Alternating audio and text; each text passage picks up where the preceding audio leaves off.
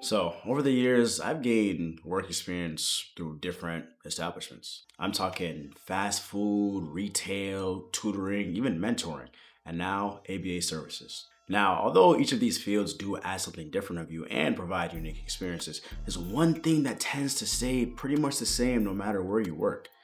Almost like it's a pattern. And once again, I'm referring to people you work with. Here we go again.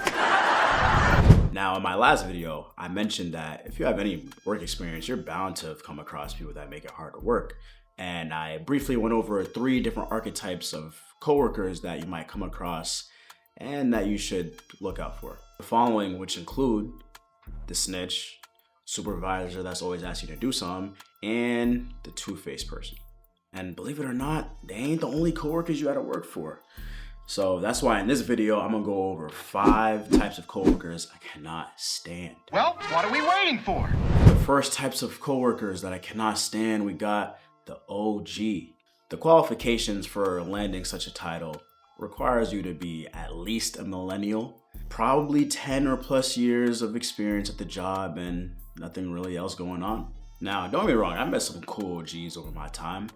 You know, some that be looking out, they be dropping gems, so we ain't talking about them.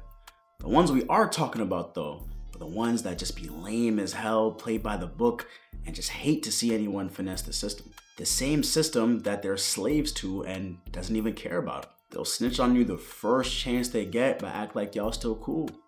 I'm gonna insert a clip just so y'all can really see what I'm talking about. Yeah, Ryan looked out for you. You say he looked out? Oh, no, that ain't nothing, man. He just looked out for me, hit that time clock before I got here so I wouldn't be late. You know, one more write-up, man. He was going to try to send me packing. I'm straight, though. You know what I'm saying? See, it's good that he looked out for you then. It's good that he looked out for you. Mr. Reynolds. Oh, yes, Willie Earl. I'm sorry to bother you. I just wanted to let you know I seen a few things going down over here on line 2. Oh, really? You know, somebody was on their last write-up or something like that. And I hate to see somebody lose their job. Bro, shout out to that creator, Devarion, bro. That video gave me PTSD. But for the second type of coworker I cannot stand, we got the one that just cares too much about their job. I can't stress this enough. I don't know if it's just me, but every job I've had before the one I have right now has just been a stepping stone. Nothing more, nothing less. But not everybody views it the same. For some people, mind you, people close to my age, they see, you know, that full-time job they got at Home Depot, that's all they got. And they're so passionate about it, treating it like it's a career job instead of a means of stacking your bread till you find something better. No career, no ambition, just an orange apron with a bunch of badges and the need to feel like they all high and mighty. Don't you just hate people like that? Now, don't get me wrong, I'm not knocking anyone who's working retail or any other type of minimum wage job, especially if you're older and you're looking for something with low intensity. But when you're young like me, it's hard to care about store metrics or being the best store in the district. It just doesn't benefit me in any way. But when working with the people that I described, tends to be kind of annoying and you end up bumping heads, all because we just have different perspectives. But it's like, come on, man, we getting paid the same, but you moving like you're a supervisor. Which brings me to my next type of coworker I don't like. The wannabe manager. The way they be moving, you would have thought they was a supervisor the whole time y'all are in the same position, just riding the coattails of the actual supervisor or a manager, which for some reason gives them the confidence to act like they have authority over you, memorizing everyone's schedule to make sure they're on time, and bragging about how much the company needs them and or how much they do for the company. Oh no, just not my cup of tea. It's never that serious. It's just not that serious. Now we can move on to my 4th type of coworker that I cannot stand. We got the one you can't relate to. For the most part, these types are pretty harmless. They're just a little hard to interact with at times. They tend to try to start conversation with you, but aren't really able to bring up anything that you'd be interested or care about. And vice versa. Nothing I would have to say they would even understand or be interested themselves. Which leads me to believe they just talk just to talk. And they always have some lame type of joke that you just pretend to laugh at so the situation doesn't become awkward. I know we all have that one coworker. Sometimes, no bullshit, it'd be a few coworkers.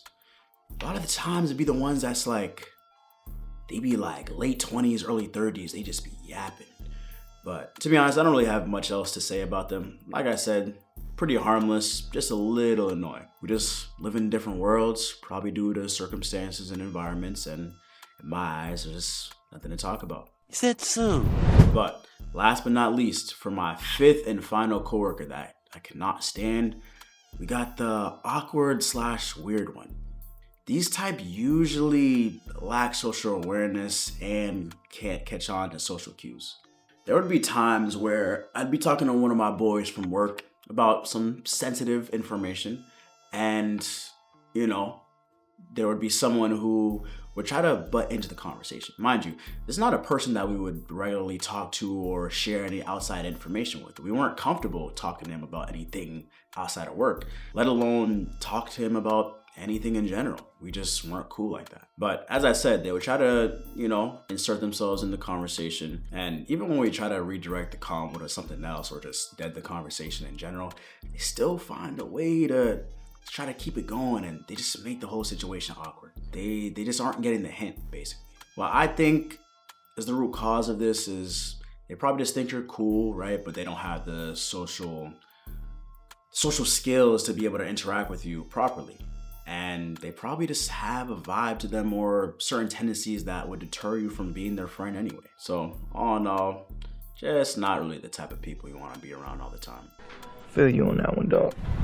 With that being said though, this is the end of the video.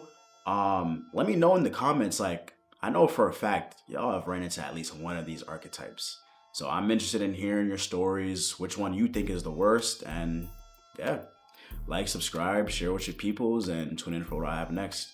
Pretty sure it's going to be a DIY video, so just tune in. That's all I got for y'all. I'm going to catch y'all later.